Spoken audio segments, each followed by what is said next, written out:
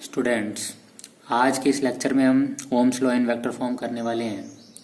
और basically ohms law in vector form करने से पहले हमें दो तीन छोटे छोटे टॉपिक्स की नॉलेज होनी चाहिए। एक करंट डेंसिटी है, कंडक्टेंस है, कंडक्टिविटी है। तो पहले इन तीन टॉपिक्स को करेंगे हम, करंट डेंसिटी, कंडक्टेंस, कंडक्टिविटी, फिर ohms law in vector form पे आ जाएंगे, है ना। तो सबसे पहले देखते हैं करंट डेंसिटी। करंट डेंसिटी क्या है? तो मान लो ये कंडक्टर है अपने पास और इस कंडक्टर में ना आई एम्पियर की करंट फ्लो हो रही है और इस मान लो इसका एरिया क्रॉस सेक्शन कितना है, कैपिटल है। तो जो करंट डेंसिटी है ना वो करंट पर यूनिट एरिया होती है ना। तो करंट डेंसिटी क्या है? Current per unit area. But एक चीज ध्यान रखोगे कि ये जो एरिया है ना ये करंट से नॉर्मल होना चाहिए, यानी करंट के 90 डिग्री पे होना चाहिए, है ना, करंट से। और साथ में अगर आप एरिया वेक्टर कंसिडर कर रहे हो, एरिया मीन्स एरिया वेक्टर क्या होते हैं? जो नॉर्मल टू द सरफेस है। तो जो एरिया वेक्टर का डायरेक्शन है ना वो करंट के डायरेक्शन में होना चाहिए, है ना, ऐसे समझ लो। या फिर एरिया क्या होना चाहिए?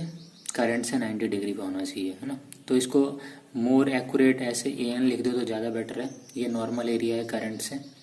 तो करंट डेंसिटी कैसे डिफाइंड है? करंट पर यूनिट एरिया, है ना। अगर आप करंट डेंसिटी की डेफिनेशन की बात करोगे तो डेफिनेशन आप स्क्रीन पॉज करके नोट कर लेना एक बार। Current density is defined as the current per unit area of cross section such that charges passes normally through it, है ना। तो करंट डेंसिटी कैसे डिफाइंड है? Current per unit area of cross section such that charges passes normally through the given area और through the given cross sectional area. याद रखो कि current density ना एक वेक्टर क्वांटिटी होती है। एक्चुअल में हमें एक वेक्टर क्वांटिटी की रिक्वायरमेंट थी। करंट तो आपको पता है स्केलर क्वांटिटी है, but current density vector quantity है ना। इसका डायरेक्शन वही होगा जो करंट का डायरेक्शन होता है ना। मैथमेटिकली आप करंट डेंसिटी को क्या लिखोगे? J equal to I upon A. यहाँ पे जो स्मॉल एन है ना ये आपको याद दिला रहा है कि हमें एरिया करंट से 90 डिग्री पे लेना है ना। फॉर एग्जाम्पल के लिए मान लो ये कोई कंडक्टर है, इसमें आई एम्पियर की करंट फ्लो हो रही है। इस कंडक्टर में कितनी है करंट फ्लो हो रही है? आई एम्पियर की। और ये एक एरिया है जो कि इस करंट से 90 डिग्री पे है। या फिर यूं समझ लो कि एरिया वेक्टर करंट के डायरेक्शन में है। तो आप करंट डेंसिटी को कितना लिखोगे? आई अपॉन ए, है ना।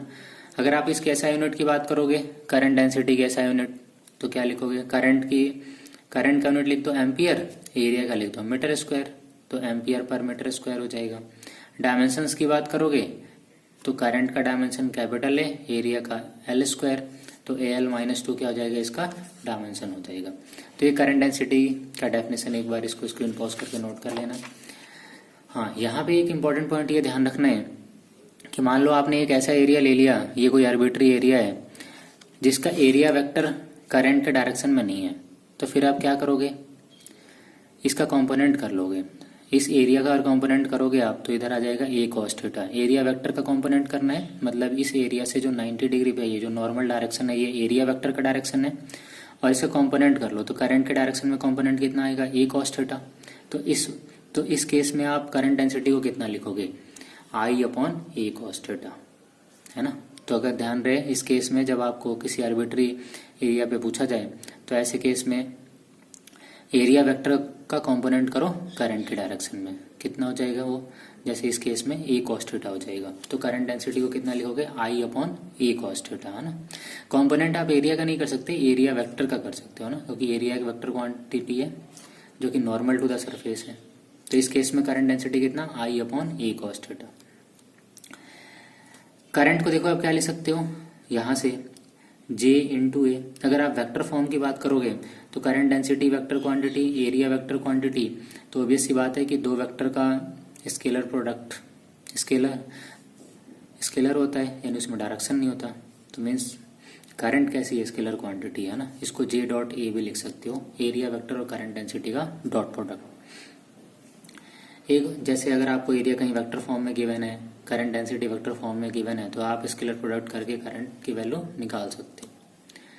हाँ, एक और इम्पोर्टेंट चीज ध्यान रखना है कि जो करंट डेंसिटी है ना इसका फ्लक्स, करंट डेंसिटी का फ्लक्स करंट के बराबर होता है। जैसे आपने इलेक्ट्रिक फ्लक्स पढ़ा हुआ है, मैग्नेटिक फ्लक्स पढ़ा हुआ है, ऐसे ही ना करंट डेंसिटी का जो फ्लक्स है ये किसके बराबर है? करंट के बराबर है। ds मतलब कोई सरफेस एरिया। तो ये इंपॉर्टेंट पॉइंट ध्यान रखना है आपको, है ना। करंट डेंसिटी का न्यूमेरिकल काफ़ी सिंपल होता है, इसमें बस सिंपल फॉर्मूला याद रखना है और एक आध छोटी छोटी चीज़ें ध्यान रखनी है। एरिया वेक्टर अगर करंट के डायरेक्शन में नहीं है तो उसका कंपोनेंट ले लो करंट के डायरेक्शन में, है ना। नेक्स्ट बात करते हैं हम कंडक्टेंस की। तो जो कंडक्टेंस है ना, ये बेसिकली रेसिप्रोकल ऑफ रेजिस्टेंस होता है। रेजिस्टेंस का जो रेसिप्रोकल है ना, वही कंडक्टेंस होता है। तो 1 अपॉन रेजिस्टेंस क्या है? कंडक्टेंस, नाम से ही क्लियर है। कंडक्टेंस अगर किसी कंडक्टर का ज़्यादा है तो इसका मतलब क्या है कि उसमें चार्जेस ईजिली फ्लो कर पाएंगे। तो कंडक्टेंस रेसिप्रोकल ऑफ रेजिस्टेंस होता है। इसको जी से रिप्रेजेंट करते हैं, तो जी इक्वल टू 1/r होगा। अगर इसके एसआई यूनिट की बात करोगे ना, तो जो कंडक्टेंस की एसआई यूनिट है, रेजिस्टेंस की यूनिट आपको पता है ओम, तो कंडक्टेंस की यूनिट क्या होगी? पर ओम। या फिर इसको आप एमएचओ भी बोल सकते हो या फिर इसको साइमन्स भी बोल सकते हो। तो कंडक्टेंस की ये यूनिट होती है पर ओम, एमएचओ और फिर साइमन्स, यही यूनिट है कंडक्टेंस की, है ना। तो कंडक्टेंस याद रखना रेसिप्रोकल ऑफ रेजिस्टेंस होते हैं। ऐसी एक टर्म है ना कंडक्टिविटी। तो देखो जो कंडक्टिविटी है ये रेसिप्रोकल ऑफ रेजिस्टिविटी होती है ना। तो रेसिप्रोकल ऑफ रेजिस्टिविटी क्या है? कंडक्टिविटी। तो 1 अपॉन रेजिस्टिविटी को क्या लिखोगे? कंडक्टिविटी। इसको सिग्मा से रिप्रेजेंट करते हैं और आपको पता है रेजिस्टिविटी का सिंबल क्या है? रो है। एक बेसिक लेक्चर जिसमें रेजिस्टिविटी और रेजिस्टेंस का होगा, उसका डिस्क्रिप्शन बॉक्स में मैं लिंक दे दूंगा, वहां से देख लेना। तो रेजिस्टिविटी का सिंबल क्या है? रो है। कंडक्टिविटी का सिंबल क्या है? सिग्मा। तो सिग्मा 1 अपॉन रो के बराबर। रेजिस्टिविटी का रेसिप्रोकली क्या होता है? कंडक्टिविटी होती है।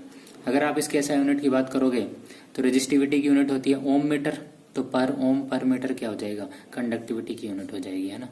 या फिर आप इसको एमएचओ मो पर मीटर भी बोल सकते हो या फिर साइमन पर मीटर भी इसकी यूनिट होती है। तो कंडक्टिविटी क्या है? रेसिप्रोकल ऑफ रेजिस्टिविटी है। इसका अगर डेफिनेशन नोट करना है तो डेफिनेशन नोट कर लेना। तो करंट डेंसिटी की बात कर ली, current per unit area. Conductance की बात कर ली, रेसिप्रोकल ऑफ रेजिस्टेंस। कंडक्टिविटी की बात कर ली, रेसिप्रोकल ऑफ रेजिस्टिविटी। अब हम आ जाते हैं main topic, ohms law in vector form पे, है ना। ओम्स लॉ का वेक्टर फॉर्म क्या कहता है ना। तो मान लो, हेडिंग डाल देता हूं, ohms law in vector form.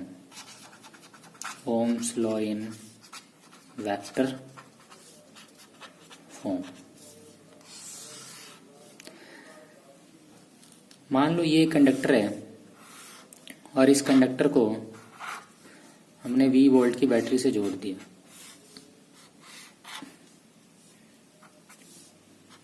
और इसका एरिया क्रॉस सेक्शन कितना लिया? कैपिटल है। तो आप सोचो, इस कंडक्टर में मान लो आई एम्पेयर करंट फ्लो हो रही है और इसका कंडक्टर का जो रेजिस्टिविटी है वो रो है। इसकी लेंथ ले लो एल। तो आप potential difference across end of conductor V को कितना ले सकते हो? इलेक्ट्रिक फील्ड के टर्म में कितना? इलेक्ट्रिक फील्ड टाइम्स लेंथ, क्योंकि आपको पता है ई की value minus D by D x होते हैं।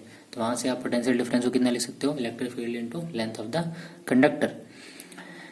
तो ये कंडक्टर था जिसका एरिया क्रॉस सेक्शन ए है। इसको हमने एक बैटरी से जोड़ दिया था 20 वोल्ट की बैटरी से। कंडक्टर की length L, area cross section capital है और कंडक्टर का जो रेजिस्टिविटी है वो कितना है? रो है। तो आप जो इसके एंड्स पे जो पोटेंशियल डिफरेंस है वो कितना लिख सकते हो? इलेक्ट्रिक फील्ड के टर्म में, electric field times length of the conductor. Equation first. आपको ओम्स लॉ से पता है, ओम्स लॉ क्या कहता है? V equal to I R. तो इसको रख दो V equal to I R. दोनों को अगर आप इक्वेट करोगे तो I इंटू आर क्या हो जाएगा? E इंटू एल के बराबर। और आप एक और चीज ध्यान रखो कि जो रेजिस्टेंस है ना, आप इसको लिख सकते हो रो इंटू एल बाई ए, क्योंकि रेजिस्टेंस ऑब्जेक्ट की प्रॉपर्टी है और ये किस किस चीज पे डिपेंड करता है? लेंथ पे, एरिया क्रॉस सेक्शन पे और नेचर ऑफ मटेरियल पे, है ना। तो यहाँ से स्मॉल एल तो कैंसिल हो जाएगा। तो ध्यान से देखो, तो आई अपॉन ए, इसको एक साथ लिख लेता हूँ और रेजिस्टिविटी रो को ऐसे ही छोड़ दो, ये ई रख लो, है ना। आई अपॉन ए को अभी मैंने बताया था करंट पर यूनिट एरिया क्या होता है? Current density. तो इसको जे से रिप्रेजेंट कर लो, तो जे इंटू सिग्मा कितना हो जाएगा? ई। और एक और बात है कि आप सिग्मा को क्या लिख सकते हो? सिग्मा मतलब रेजिस्टिविटी 1 अपॉन कंडक्टिविटी के बराबर है। तो यहाँ से जे कितना आ जाएगा? सिग्मा टाइम्स ई के बराबर, है ना। आपको पता है करंट डेंसिटी वेक्टर क्वांटिटी है, तो करंट डेंसिटी वेक्टर फॉर्म में लिखोगे तो सिग्मा टाइम्स इलेक्ट्रिक फील्ड के बराबर हो जाएगा, है ना। तो बहुत सिंपल है ये equivalent to scalar form v equal to I R ही है, बट ये डायरेक्शन के फॉर्म में जिसमें करंट डेंसिटी और इलेक्ट्रिक फील्ड इन्वॉल्व है ना। यही ओम्स लॉ का वेक्टर फॉर्म होता है ना। तो बेसिकली अगर आपसे पूछा जाए what is Ohm's law in vector form, तो आप क्या बोलोगे, J vector equal to sigma times electric field, है ना। Electric field vector quantity, current density vector quantity, sigma क्या है, कंडक्टिविटी ऑफ द मटेरियल या कंडक्टिविटी ऑफ कंडक्टर। तो सुनो, ohms law in vector form में अगर आपको करना हो तो ये कंडक्टर लो, कंडक्टर की लेंथ कितना है L और इसका एरिया ऑफ क्रॉस सेक्शन कितना है कैपिटल A, इसके जो रेजिस्टिविटी है वो रो है, इसको V वोल्ट की बैटरी से जोड़ दिया, तो आप जो एंड्स पे पोटेंशियल है उसको लिख सकते हो E into L. Ohm's law use कर लोगे तो V equal to I R, दोनों को इक्वेट कर लो तो आई आर कितना आ जाएगा, E इंटू एल के बराबर। जो रेजिस्टेंस है उसको क्या लिख सकते हो, रो इंटू एल बाई ए, तो यहाँ से लेंथ कैंसिल हो जाएगा, I अपॉन ए को एक साथ लिख लो, रो बच गया इक्वल टू इलेक्ट्रिक फील्ड। यहाँ से जो करंट पर यूनिट एरिया है ना, इसको जे वेक्टर लिख लो, यानी करंट डेंसिटी लिख लो, तो current density into resistivity electric field के बराबर। जो रेजिस्टिविटी है ना, ये रेसिप्रोकल ऑफ कंडक्टिविटी के बराबर है ना। तो यहाँ से रो को 1 अपॉन सिग्मा लिख लेना, रेजिस्टिविटी क्या है, रेसिप्रोकल ऑफ कंडक्टिविटी, है ना। ये कंडक्टिविटी है, ध्यान रखना। तो यहाँ से जे की वैल्यू कितना, सिग्मा टाइम्स ई के बराबर। आपको पता है करंट डेंसिटी वेक्टर क्वांटिटी है, तो आप यहां से करंट डेंसिटी को सिग्मा टाइम्स इलेक्ट्रिक फील्ड लिख सकते हो। Hope you will get it. Thanks for watching.